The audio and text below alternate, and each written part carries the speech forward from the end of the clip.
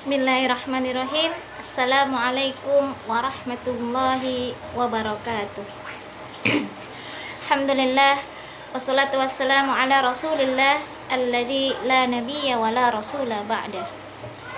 Asyhadu an la ilaha illallah wahdahu la syarikalah wa asyhadu anna Muhammadan abduhu wa rasuluh. Allahumma salli ala Muhammad wa ala ali Muhammad. Anak ustazah sekalian yang dirahmati oleh Allah Subhanahu wa taala, semoga Anda dalam keadaan sehat dan selalu diberi kerahmatan dan keberkahan oleh Allah Subhanahu wa taala. Amin. Amin Allahumma amin. Baiklah Anda sekalian, pada kesempatan kali ini kita akan melanjutkan pembelajaran kita pada pelajaran tafsir, yaitu tentang keikhlasan beribadah. Sebelumnya ustazah akan membacakan satu buah ayat. Kemudian anak ustazah dengarkan dengan baik-baik. Silakan dibuka Al-Qur'annya. Kalau tidak ada buku tafsir, silakan dibuka langsung Al-Qur'annya, surah Al-Bayyinah juz 30 ya, surah Al-Bayyinah ayat 5. Ustazah akan bacakan. A'udzu billahi minasy syaithanir rajim. Bismillahirrahmanirrahim. Wa ma umiru illa liya'budullaha mukhlisina lahuddin hunafa'a wa yuqimus salata wa yu'tuz zakah wa dzalika dinul qayyimah. Shadaqallahul azim. Wa ma umiru, dan telah kuperintahkan kalian, illa liya'budullaha, semata-mata atau kecuali hanya untuk menyembah Allah. Jadi manusia diperintahkan oleh Allah semata-mata hanya untuk menyembah Allah Subhanahu wa ta'ala. Mukhlisina lahuddin, dan ikhlas menjalankan agama.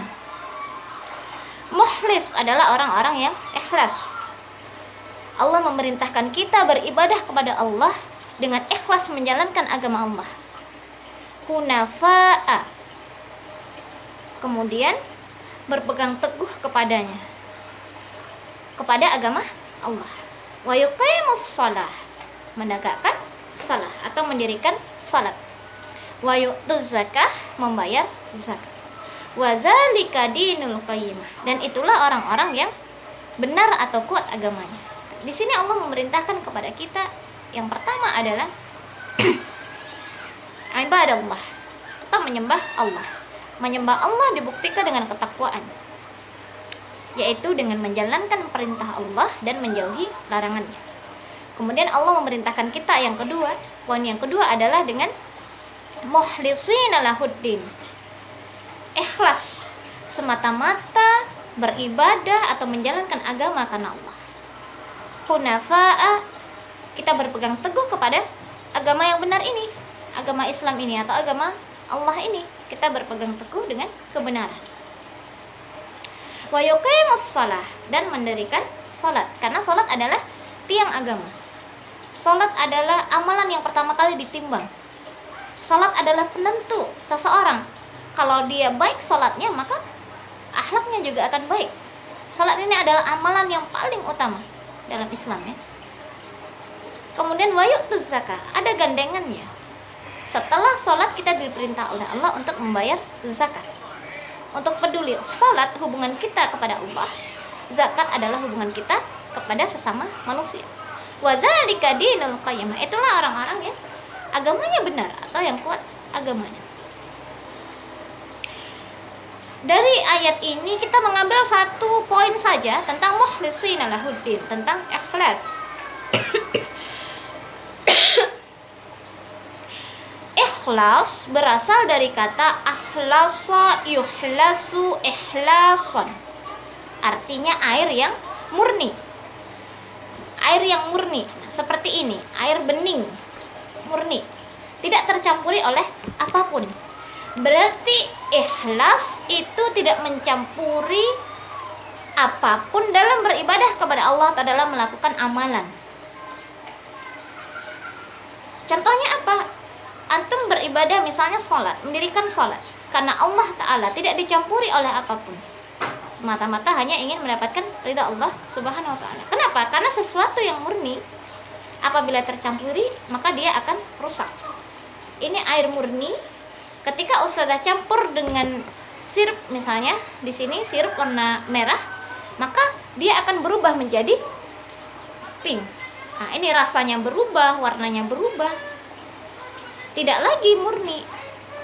Kita tidak merasakan air yang murni lagi di sini. Sama halnya ketika antum beribadah, kemudian awalnya niat karena Allah, tiba-tiba terbersit dalam hati antum ingin dapat pujian dari orang tua misalnya, atau antum ingin mendapatkan hadiah dari guru gitu. Nah, itu maka niat antum tadi akan rusak. Innamal a'malu binniyat wa innamal likulli imri'in ma nawa. Faman kanat hijratuhu ilallahi wa rasulih fa hijratuhu ilallahi wa rasulih. Wa man kanat hijratuhu lid-dunya yusibuha aw imra'atin yankihuha fa hijratuhu ila ma hajara ilaihi. Sesungguhnya amal perbuatan itu tergantung niatnya. Jika seseorang berhijrah niat karena Allah, maka dia akan mendapatkan Allah dan Rasulnya. Namun jika ia niatkan untuk menikahi seorang wanita, maka ia akan mendapatkan apa yang sesuai ia niatkan, yaitu menikah dengan wanita tersebut. Sama halnya dengan di sini, ketika anak ustazah melakukan ibadah, niatnya tidak karena Allah, maka antum tidak mendapatkan apa-apa kecuali yang antum inginkan tadi atau yang antum niatkan. Jadi ada hal-hal di sini yang merusak ikhlas. Ada 3 hal, silakan diingat-ingat atau diringkas. Ada 3 hal yang merusak keikhlasan. Yang pertama adalah riya. Riya itu rasa ingin dipuji, agar orang melihat amalan antum, kemudian antum merasa bangga ketika mendapatkan pujian.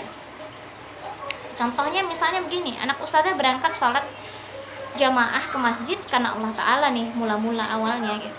Ketemu teman di jalan atau ketemu ustadz di jalan, kemudian ustadz itu memberikan pujian kepada antum, subhanallah ya, antum sholat jamaahnya mantep, ustadz bangga sama antum. Kemudian antum terngiang-ngiang dengan pujian ustadz tersebut. Ketika sholat antum teringat pujian, wih keren dong ana gitu, sholat jamaah ustadz aja bangga sama ana. Nah, niat antum karena Allah tadi menjadi hilang ketika antum mengharapkan pujian dari seseorang atau antum bangga dengan pujian yang diberikan oleh ustadz kepada antum. Kemudian yang kedua adalah sum'ah. Sum'ah itu ingin didengar oleh orang. Jadi dia beramal dengan tujuan agar amalannya itu didengar oleh orang, sehingga ketika orang mendengar amalannya, orang akan memuji dan dia bangga dengan pujian tersebut. Nah, itu juga akan merusak keikhlasan. Kemudian yang ketiga adalah ujub. Ujub itu merasa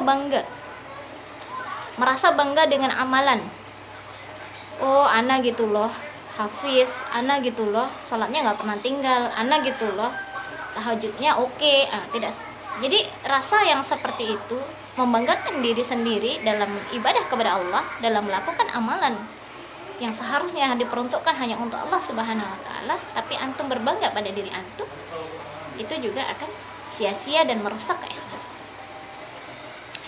Jadi anak ustazah sekalian yang dirahmati oleh Allah, dari ayat tadi ustazah sangat berharap antum sekalian melakukan segala amalan karena Allah, karena semua yang antum lakukan karena Allah itu akan bernilai ibadah, walaupun dia tidak aktivitas peribadatan seperti sholat, tilawah, atau puasa, membayar zakat.